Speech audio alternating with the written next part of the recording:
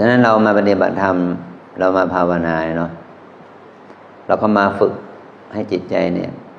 ให้มันสงบระงับจากกิเลส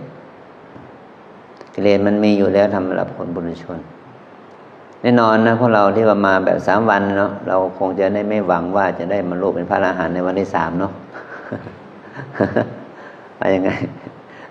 พอ3 วันเนี่ยเรามาเพื่ออะไรเนี่ยมาเพื่อเอาบุญอย่างน้อยสุดก็ได้มา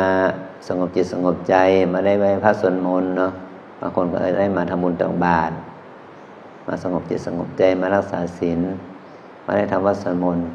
เราต้องการบุญแค่นี้ไม่ได้ต้องการบุญถึงกับว่านั่งหลับตาแล้วเหาะได้เนาะหายตัวได้คงจะไม่ใช่อย่างนั้นใช่ไหมมันถึงขนาดนั้นหรือเปล่าก็ไม่เนาะฉะนั้นเมื่อเราไม่ได้มีเป้าหมายถึงขนาดนั้นเนาะเราเพียงแค่นี้เราจะเครียดไหมกับการภาวนาได้หรือไม่ได้ มันก็ไม่เครียดเพราะว่าเราไม่ได้มีเป้าหมายว่าเราจะต้องมีตาทิพย์หูทิพย์เนาะไม่ใช่นั่น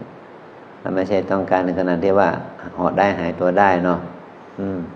เราไม่ได้มีเป้าหมายในขนาดที่ว่าให้มันหมดกิเลสภายใน3 วันเลยเนาะการที่เรามาปฏิบัติธรรมก็มาปฏิบัติเป็นบุญกิริยาในการที่จะได้บำเพ็ญทานรักษาศีลภาวนาจะน้อยสุดก็มาสงบจิตสงบใจใช่ไหมสัก3 วันก็ยังดีมันฟุ้งซ่านกังวลมาหลายวันเนาะและอานิสงส์ตามสมควรแก่เหตุว่าเมื่อเรามาปฏิบัติแล้วเราก็ควรที่จะ